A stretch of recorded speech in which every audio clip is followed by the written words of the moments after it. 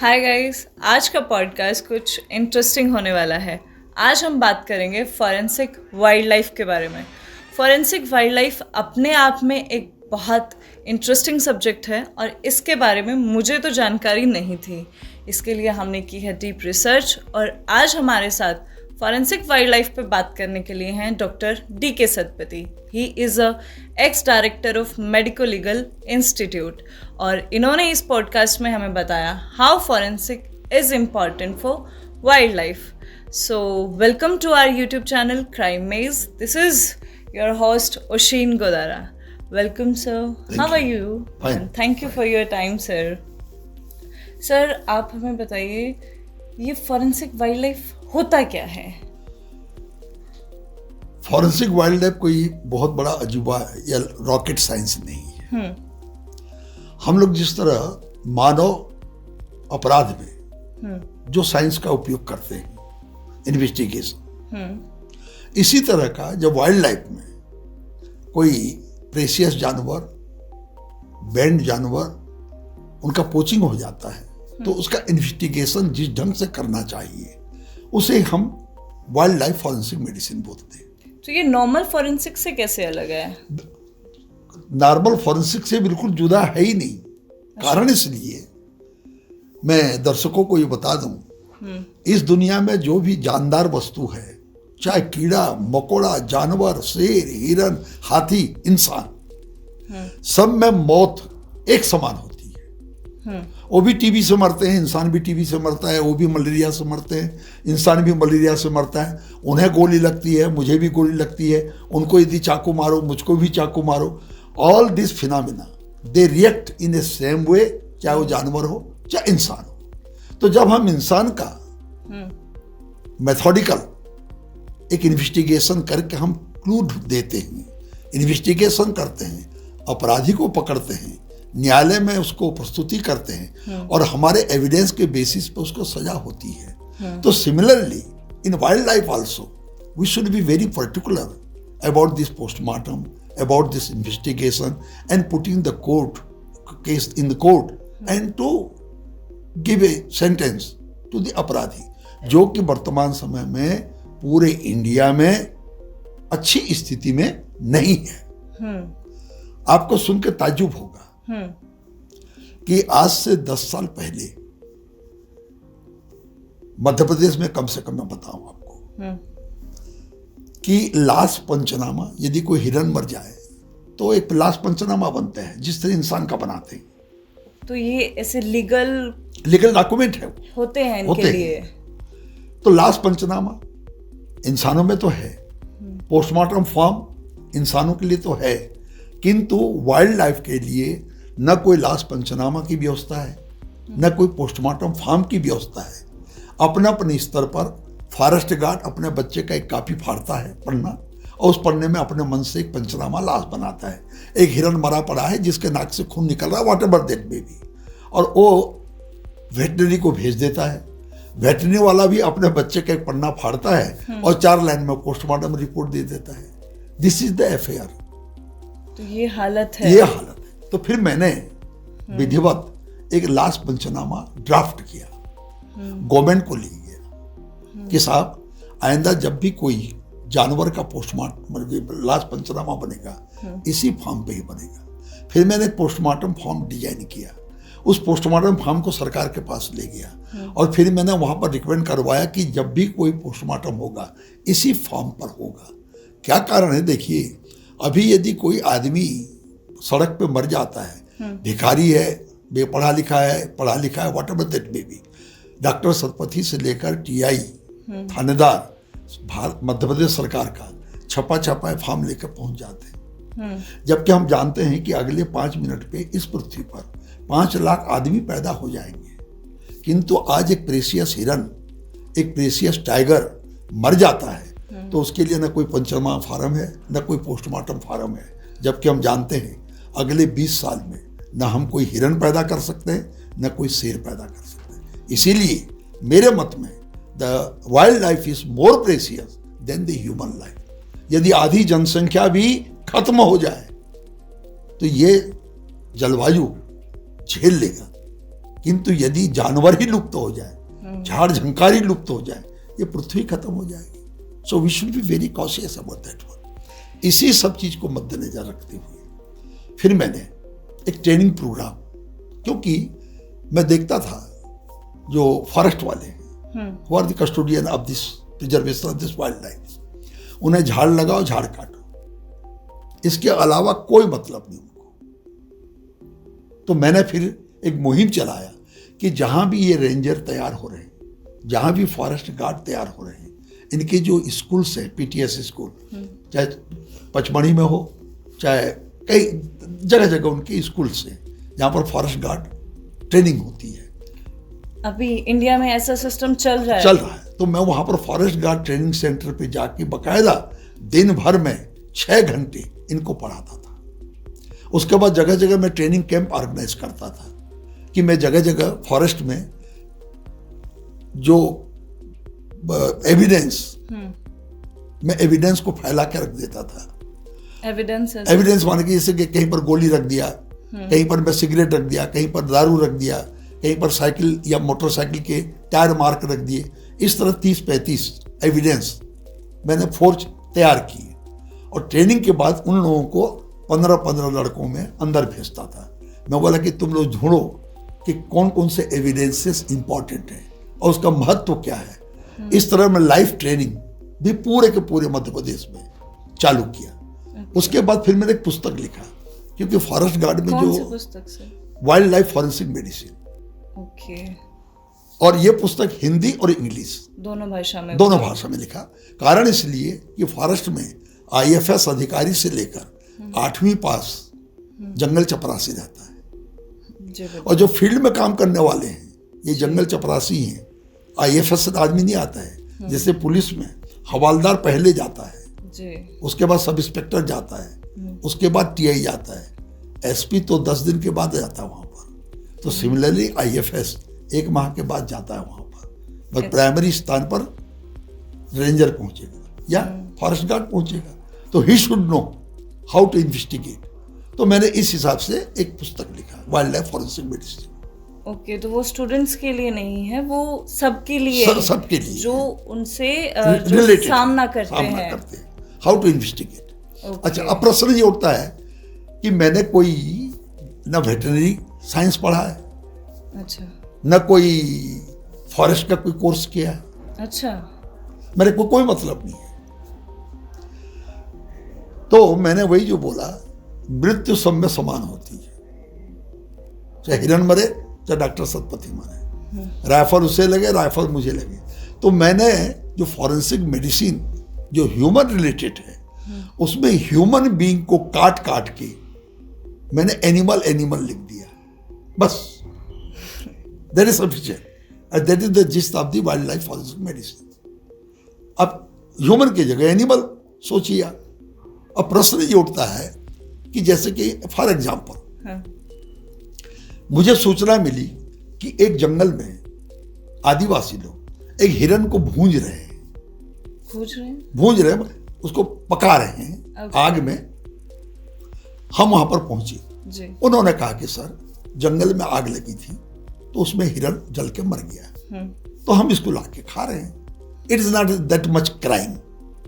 ठीक है, पर मैं पोस्टमार्टम कर रहा हूं और मैं बोल रहा हूं कि नहीं, ये झूठ बोल रहे हैं, ये हिरन जंगल में जल के नहीं मरा है, ये जिंदा था. और जब ये भूना जा रहा है, मरने के बाद भूंज रही है, ये जंगल में जल के जिंदा में जलता तो उसके श्वास नली में कार्बन पार्टिकल होता, इसके ब्लड में कार्बन मोनोऑक्साइड होता, किंतु वो नहीं है. अतः इसे मारा गया है और मारने के बाद इसे भूंज रहे हैं. इसका मतलब इन्होंने अवैध शिकार किया है. अब देखिए, तो ये आपने पोस्टमार्टम से पता किया था? पोस्टमार्टम से पता चलेगा. तो इंसानों का भी उसी तरह पोस्टमार्टम करता हूँ. सो हमारे पास एनिमल्स पोस्टमार्टम के लिए लैब्स हैं. देखिए, इसके लिए कोई लैब की जरूरत नहीं है. आप किसी भी ग्राउंड में, किसी भी खेत में, किसी भी नदी में, किसी भी नाले में आप इसका परीक्षण कर सकते हैं. इसके लिए कोई जरूरी नहीं. उसको क्या डिसाइड करना है, मुझे अंगों को देखना है, मैं उसे तलवार से काटूं चाहे ब्लेड से काटूं, मुझे ट्रेकिया काटना है। तो आदमी ये बहाना बनाते हैं क्या कि मेरे पास सुविधा उपलब्ध नहीं है। आपको क्या सुविधा चाहिए भाई? एसी कमरा चाहिए? क्या चाहिए आपको? क्योंकि पोस्टमार्टम तुम्हें करना है। छेनी हथौड़े से आपको सिर खोलना है, उसके लिए कोई इलेक्ट्रिक शॉक की जरूरत नहीं है। तो ये सब बहानाबाज है। इस दुनिया में जो काम करना नहीं चाहता हमेशा आपको बहाना बताएगा, और जो काम करना चाहता है वो उपलब्ध संसाधनों में भी काम करके आपको दिखा देगा। मैं मानता हूं सुविधाएं होना चाहिए, किंतु ऐसा भी नहीं कि यदि दुनिया में सुविधा नहीं है तो काम नहीं होगा। होगा 90% होगा, 90%, 10% फिर हो सकता है। यदि सुविधा मिल जाए तो 10% तक काम 100% में काम करके दे सकता हूं। पर ऐसा नहीं जैसे कि शाही खिचड़ी, राज खिचड़ी, उसके लिए बहुत सा मटेरियल चाहिए। पर ऐसा नहीं उन मटेरियल में कमी है तो खिचड़ी ही नहीं बनेगी। उसका भी स्वाद 75 to 80% रहेगा, शाही खिचड़ी के बराबर रहेगा। तो आदमी उसको रहना चाहिए। अवेलेबल सर्कमस्टांसेस में जो पैलेटेबल भोजन बना के दे दे वही अच्छा रसोईया है। तो वर्तमान में हमारे पास संसाधनों का अभाव है, अतः इन अभावों में भी हम मैक्सिमम आउटपुट क्या दे सकते हैं, तभी तो हम अच्छे कर्मचारी हैं, तभी हम अच्छे नागरिक हैं, तभी हम अच्छे अधिकारी हैं। तो फॉरेंसिक वाइल्ड लाइफ के लिए आज हमारे पास क्या सुविधाएं हैं और किन सुविधाओं का अभाव है कि हम इन अभाव को कम करके उस 70% को 100% पे ले जाएं? अभी सिर्फ बड़े बड़े शहरों में जो वेटरनरी हॉस्पिटल्स हैं उसमें ही पोस्टमार्टम होते हैं, जबकि आपको मालूम है कि हर ब्लॉक लेवल पर वेटरनरी हॉस्पिटल्स हैं। जी बिल्कुल है। वहाँ के डॉक्टर लोग पोस्टमार्टम नहीं करते हैं, उसे डिस्ट्रिक्ट अस्पताल में रिफर कर देते हैं। नंबर 1, डिस्ट्रिक्ट अस्पताल में भी जो डॉक्टर हैं they are only engaged how to treat the animal. वो भी पोस्टमार्टम या लीगल के लिए तैयारी नहीं है। अतः मध्य प्रदेश शासन को चाहिए कि सभी वेटरनरी सर्जन्स को, डॉक्टर्स को इसका एक बेसिक मेडिको लीगल ट्रेनिंग दे कि पोस्टमार्टम में आपको क्या देखना है और क्या क्या चीज आपको उद्धृत करना है।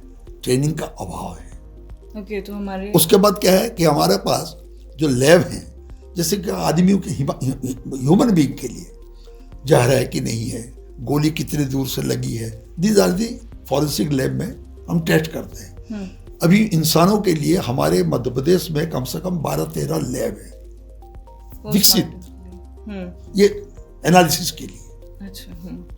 मगर जानवरों के लिए ऐसा कोई लैब नहीं है, सिर्फ जबलपुर में एक लैब है। ओके। तो इतने बड़े वाइल्ड लाइफ मध्य प्रदेश के लिए एक लैब क्या पर्याप्त है? वहां पर कोई केस भेजेंगे तो 3 साल के बाद रिपोर्ट आएगी। 3 साल? 3 साल, 2 साल, 2.5 साल। अच्छा, इस दौरान साक्ष्य खत्म हो जाते हैं, डिस्ट्रॉय हो जाते हैं, सड़ जाते हैं। जब उसे खोलते हैं एक लाइन लिख देते हैं, the sample is not fit for any analysis, वापस हो गया। तो ये अफेयर, इसमें हमको कंट्रोल करना चाहिए। ये सब मेरा पर्सनल ओपिनियन है। एक्चुअल स्थिति क्या है दैट आई डोंट नो। मैं पहले की बात बता रहा हूं, अभी भी जो मुझे सुनने को मिलता है उसी आधार पर बोल रहा हूं। क्योंकि अभी भी मुझे कई जगह से फोन आते हैं कि साहब यहाँ पर एक टाइगर का पोचिंग हो गया है, यहाँ पर एक हिरन को मार दिया गया है इलेक्ट्रिक करंट से, तो उसके लिए हम क्या करें सर? हमने इसको बुलाया था, कुछ नहीं बता पाए। फिर हमने इसको वहां पर भेजा था, उन लोग कुछ नहीं बता पाए। सवाल ये है कि किसी को मैं जला के मारूं और किसी को इलेक्ट्रिक करंट से मारूं, तो ये बहुत बड़ी चीज है क्या? इसको हम बता सकते हैं? जो बाल इलेक्ट्रिक करंट से झुलसते हैं और जो आग से झुलसते हैं, उन बाल को देख के मैं बता दूंगा कि एक इलेक्ट्रिक करंट से झुलसा है कि आग से झुलसा हुआ है। तो these are the things for एक इंस्टीट्यूशनल लेवल पर एक ट्रेनिंग ऑर्गेनाइज होना चाहिए। अच्छा, जो भी ट्रेनिंग मैं करता था पहले, ये ट्रेनिंग मैं अपने मन से करता था 30 मैं साल रिक्वेस्ट पहले की हाँ बात है। 30 साल पहले के मैं रिक्वेस्ट करता था कि भाई मैं ट्रेनिंग देना चाहता हूँ। तो जब पहले तो हिल्लो हिलाई होती, उनको बुलाओ, लड़कों को बुलाओ, सबको खाना पीने का इंतजाम करो। पर धीरे धीरे जब मेरा 2-3 सेशन 2-3 डिस्ट्रिक्ट लेवल पे हो गया, तब उन लोगों को लगा कि नहीं, it is useful, now he should be called. फिर अपने उन लोगों ने मुझे बुलाना चालू किया। अभी भी समय है कि हम इनको कोर्स को चालू करें। ओके, तो अभी हमारे कॉलेजेस में वाइल्ड लाइफ फॉरेंसिक एक सब्जेक्ट है, लेकिन वो उतना वाइडली पॉपुलर नहीं है। आपको सुन के ताजुब होगा, हमारा एकमात्र वेटरनरी कॉलेज मऊ, बहुत पुराना, उसके पाठ्य पुस्तक में ये वाइल्ड लाइफ फॉरेंसिक मेडिसिन नहीं है। ओके। उसको मैं बना के दिया था, उसको लागू किए कि नहीं किए that I don't know. Mau जैसा एक समृद्ध वेटरनरी कॉलेज में वाइल्ड लाइफ चैप्टर नहीं था। तो इसके लिए आपको क्या लगता है, कौन जिम्मेदार है? किसकी अभी तक इतना ये ज़रूरी है और ये अभी तक इतना अनपॉपुलर क्यों है? इसलिए कि इसके जो कस्टोडियन है, कौन कौन कस्टोडियन है? वेटरनरी एजुकेशन देने वाले महारथी, वेटरनरी डिपार्टमेंट को संभालने वाले IAS IPS अधिकारी, और उस विभाग को संभालने वाला मंत्री। ये आम आदमी तो नहीं इम्प्लीमेंट करेगा ना जी। इसके लिए बजट चाहिए, इसके लिए मैन पावर चाहिए, इसके लिए सोच चाहिए। तो आम आदमी कुछ भी सोचे, since the government and it's officer जो इम्प्लीमेंटेशन का अधिकार रखते हैं, उनकी सोच है, और उन्होंने आज तक नहीं सोचा, ये दुर्भाग्य है। तो सर, आपने जैसे बताया कि पोचिंग है या फिर उन्हें इलीगल तरीके से मारना है, तो आप ये कहना चाह रहे हैं कि फॉरेंसिक कैन हेल्प कि हम वाइल्ड लाइफ क्राइम पे भी कंट्रोल कर सकें? बिल्कुल। सवाल ये है, जैसे कि आप वाइल्ड लाइफ एक हिरण को आपने मार दिया, राइफल से मारा, करंट दे के मारा, या उसको पकड़ के मार दिया, या उसमें आपने एक ट्रैप लगा के मार दिया। मैंने उसका विधिवत हर तरह का एंगल, सबूत, ये सब लेकर मैंने अपराधी को पकड़ा और उस अपराधी को कोर्ट में ले गए। कौन सा केस है सर ये? देख, कोई भी एक केस में होता है एग्जाम्पल के लिए, और वहां पर उसको 10 साल की सजा हो गई। अब सवाल ये कि आप ये 10 साल की सजा एक आदमी को नहीं दिए हैं, आप वाइल्ड लाइफ पर अगले 10 साल के लिए उस पूरे 26 गांव पे प्रतिबंध लगा दिए। आप समझ गए ना जी। ये एग्जाम्पल होता है। अभी जो भी आदमी जा रहे हैं कोर्ट में छूट के चले आ रहे हैं। ये कारण क्या है? हम अपना सबूत ढंग से रख नहीं पा रहे हैं। और ढंग से रख क्यों नहीं पा रहे हैं? या तो हमारी अज्ञानता है या हमारी लापरवाही है, हम उसको कैजुअली ले रहे हैं। These are the 2 things. मैं ही नहीं बोल रहा बेईमान है, पैसा खा के छोड़ दे रहे हैं, किंतु कोर्ट में मेरी बेवकूफी की वजह से मुलजिम तो छूट जाते हैं ना जी। वो जो साक्ष्य रखना नहीं रखा मैंने, उसमें कि मेरी बदनीयती नहीं है, मेरी बेवकूफी थी, मेरी अज्ञानता थी, मेरी लापरवाही थी। तो इन सब चीजों पे तो अंकुश लगा सकते हैं हम जी, है ना। सो मतलब हमें लीगली भी अभी बहुत काम करने बहुत काम करना है, बहुत काम करना है। मैं हमारे दर्शकों को बताना चाहूँगी कि हमारे पास लीगली जो एक बहुत स्ट्रॉन्ग एक्ट है वो है वाइल्ड लाइफ प्रोटेक्शन एक्ट 1972। उसके बाद इतने लीगल कोई एक्ट बन नहीं पाए हैं। कॉलेजेस में इसके लिए कोई खास कोर्स नहीं है, कुछ ट्रेनिंग नहीं होती है उस लेवल पे कि वहाँ के डॉक्टर्स एनिमल का पोस्टमार्टम कर सकें। बट डॉक्टर DK सतपथी का एक बहुत ही popular case, the artless art of a forensic expert, जिसमें आपने एक घोड़े की ऑटोप्सी की थी सर। हाँ जी, वाह। जी सर, तो एक बार हमें उसके बारे में ज़रूर बताइएगा सर, कि ताकि पता चले कि कितना काम हो चुका है जो अभी भी जनता से या फिर हमारे डिपार्टमेंट की जानकारी से शायद छूट चुका है। तो हम बताना चाहेंगे कि उस पर ध्यान देने की ज़रूरत है कि इस तरह वो काम किया जा सकता है सर। वो अपनी उस आर्टलेस आर्ट के बारे में हमें बताइए। ये बता रहा हूँ मैं, भोपाल में एक स्टड फार्म था, उसमें जो घोड़े तैयार होते थे इंटरनेशनल लेवल के, जो हॉर्स रेसिंग में जो वहाँ भाग लेते हैं, वो घोड़े को यहाँ पर ब्रीडिंग की जाती थी और तैयारी होती थी। इसका मतलब को करोड़ों की संपत्ति थी। अचानक उसके घोड़े मरने लग गए।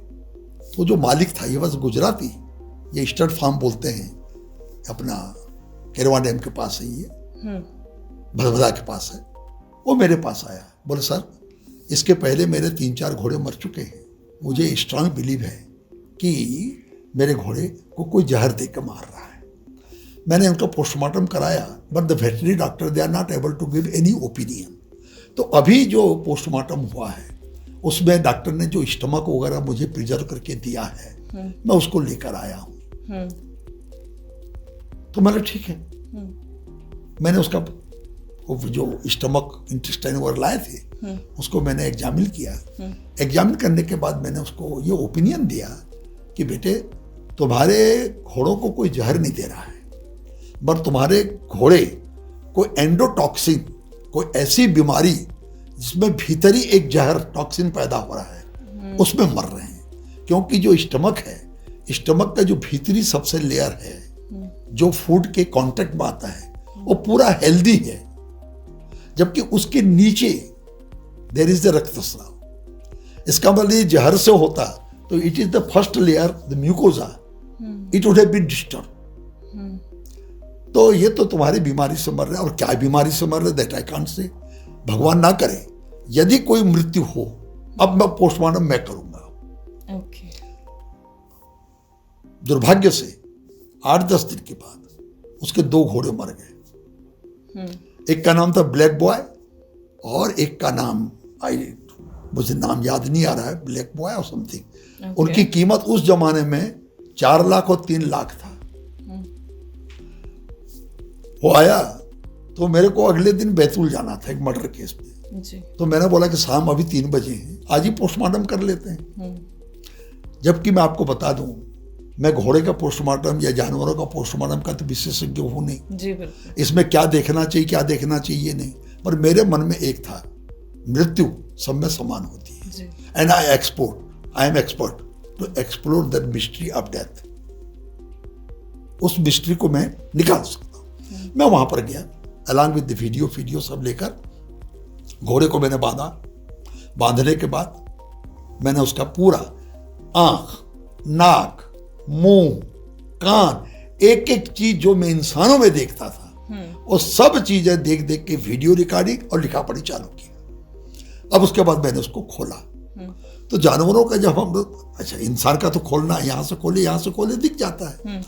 मैं उसका जब खोला तो उसका स्टमक बहुत भीतर रहता है, थोरेसिक केज के भीतर रहता है, और बाहर से यदि आप खोलेंगे तो 3-4 इंच ही खोल पाएंगे।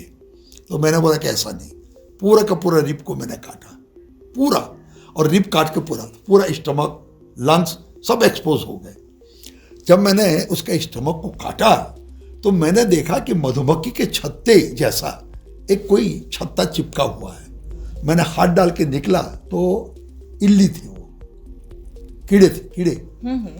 अरे मुझे मालूम नहीं कहा कि कीड़े, पर इतना तो है किसी जानवर में ये कीड़े नॉर्मल स्ट्रक्चर नहीं है। तो मैंने कीड़ों को बाहर निकाला, मैंने उसको देखा, और वहां पर मैं गया लाइब्रेरी में। लाइब्रेरी में देखा तो they are known as bots fly. एक मक्खी होती है जिसको बॉट्स फ्लाई बोलते हैं, और ये कॉमन है। अच्छा। इस तरह का अस्तबल में ये बीमारी होना। ये मक्खियां घोड़े के अगले पांव में अंडा देती है, जिससे कि अप्रोचेबल पार्ट में ये चाटते ही अंडा पेट में पहुंचते हैं। वहां पर धीरे से ये इल्ली बन जाते हैं, इल्ली से फिर लार्वा बन जाते हैं, लार्वा के बाद ये फीकल मैटर में बाहर निकल आते हैं, और वहां पर फिर से मक्खी बनते हैं, और फिर से रिसाइकलिंग होती है। मैंने उन लार्वी को रख के मैंने अपने इंक्यूबेटर में रखा, लाइब्रेरी में, लैब में। वहां पर देखा तो करीब 5-6 दिन के बाद उसमें पीले रंग का एक मक्खी तैयार हुआ, बॉट्स फ्लाई था। ये तो बात की बात है, पर उसी वक्त इतना पता चल गया कि बॉट्स फ्लाई। और ये उसके पाँव को काटा मैंने, बाल को मैं माइक्रोस्कोप में देखा, उसमें अंडे जैसे लीक होते हैं ना, अंडे चिपके हुए हैं। फिर मैंने बोला कि इसके लिए कार्बन डाइसल्फाइड और मेडिसिन मैं एक बार डायग्नोसिस हो गया तो ट्रीटमेंट तो पता चल जाता है। तो उस बेचारे ने पूना से चार्टर्ड प्लेन से दवाई मंगाया, सबको एनिमा दिया गया, सबको ओरली दिया गया, और उन्होंने जो पर्गिंग की लाखों की संख्या पे ये लार्वे बाहर निकले, उनको सबको मिट्टी तेल डाल के सबको जलाया गया। उसके बाद जो पहले के डंक वहां फेंके गए थे, उस डंक को भी पूरा पूरा जलाया गया, घास को पूरा साफ किया गया, सभी घोड़ों के अगले पांव के बाल को हमने सेविंग करके जला दिया। इसका मतलब we try to free that area from the birds fly as well as उनके अंडे, उनके लार्वे, उनके प्यूपे सबको विहीन कर दिए। उस दिन की बात है कि आज तक उनके घोड़े फिर दोबारा नहीं मरे। अब प्रश्न ये उठता है, मुझे पूना में इनका बहुत बड़ा एसोसिएशन है, तो मुझे पूना के ये स्टड फार्म एसोसिएशन ने फोन किया कि सर आपका पेपर हमने पढ़ा, आपका पोस्टमार्टम रिपोर्ट, आपका सजेशन, तो हम हॉर्स एसोसिएशन वाले हम आपको सुनना चाहते हैं। तो मैंने बोला कि ठीक है, मैं ये अपना मेडिकल अपना फोर्स पूना में फोर्स जो अपने जो मिलिट्री मेडिकल कॉलेज है उसका एग्जाम लेने आ रहा हूँ मैं, उस वक्त मैं सुन लूँगा। तो मैं वहाँ पर गया तो उन्होंने बोला सर घोड़े के बारे में कब जानते हैं? तो मैंने कहा कि मैं घोड़े के बारे में गधा हूँ, मैं कुछ नहीं जानता, मगर आई एम विशेषज्ञ to explore the mystery of death. मैंने उस डेथ को एक्सप्लोर किया। तो ये कोई ऐसा साइंस नहीं है, न ही कोई भी साइंस एक पर्टिकुलर आदमी या पर्टिकुलर एरिया से बधा हुआ है। यही हमारी सबसे बड़ी सोच है। ये मेरा काम नहीं है, ये उसका काम है। दुनिया में कोई काम, माँ क्या बोलती है कि मैं कपड़े तह नहीं करूंगी, मैं खाना नहीं बनाऊंगी, बच्चों को प्यार नहीं करूंगी, बच्चों को नहीं डांटूंगी, मैं दूध नहीं पिलाऊंगी, मैं पति की सेवा नहीं करूंगी, कभी वो करती है ऐसा? जो भी काम आया घर में वो करती है। इसी तरह इस दुनिया में यदि हम पैदा हुए हैं, भगवान ने हमें वो जागृति दी है, हमें समाज ने पढ़ लिख के बड़ा बनाया है, हमें यदि समझदारी है, तो मेरे लिए कोई बाउंड्री नहीं है। हर इंसान को ये सोचना चाहिए और हर काम करना चाहिए। मतलब आप के उस एफर्ट की वजह से वो घोड़े उस बीमारी से बच गए। और डेफिनेटली ये एक आपकी जागरूकता थी और जिम्मेदारी उठाने का जो जज्बा था। सर आपने ये बोला कि animal life is precious than human life, और हमारा डिपार्टमेंट अभी इतना पीछे है कि उसे वापस उससे वाइल्ड लाइफ की सेविंग को कोप अप करने में कम से कम 30 साल लगेंगे। 30 साल क्यों? यदि आपकी इच्छा शक्ति है तो आप 5 साल में भी कर सकते हैं, इच्छा शक्ति है। तब तक के लिए हम हमारे उन वाइल्ड लाइफ को प्रोटेक्ट करने के लिए आम जनता अपने तरफ से क्या पहल कर सकती है? अब वो समय भी आ गया है जब न्यायविदों को कर्तव्य और अधिकार दोनों के बारे में हमको कानून बनाना पड़ेगा। जी बिल्कुल। क्योंकि उस वक्त हमारे जो संविधान निर्माता थे ये सोचे थे कि अधिकार तो दे दो, और मेरे भारतवासी इतने जागरूक हैं, सनातन धर्मी हैं, वो कर्तव्य के प्रति तो सचेष्ट ही है, किंतु हमने देखा कि वो नहीं है। अब उसके लिए समय भी आ गया है, कानून बनाना पड़ेगा। इन कर्तव्य का निर्वहन नहीं किए तो तुम्हें इतनी सजा भुगतनी पड़ेगी, बस। तो बहुत ही अच्छे से डॉक्टर सतपति जी ने हमें समझाया कि फॉरेंसिक वाइल्ड लाइफ एक साइंस का सब्जेक्ट होने के बावजूद के साथ साथ एक जिम्मेदारी का सब्जेक्ट भी है। हमें उसकी जिम्मेदारी भी उठानी होगी क्योंकि वो जानवर हम सबके हैं। वाइल्ड लाइफ, फ्लोरा और फ्यूना का इस्तेमाल हम सभी करते हैं और वो हमारे लिए इक्वली कंट्रीब्यूट कर रहे हैं। सर से बात करके हमें ये भी पता चला कि हमारे कॉलेजेस और हमारे डिपार्टमेंट्स कितने पीछे हैं वाइल्ड लाइफ को प्रोटेक्ट करने के लिए। सो अभी हम सबको मिलके इसके लिए पहल करनी होगी। So that's all for today's and will come with interesting subject next time. Till then, stay tuned.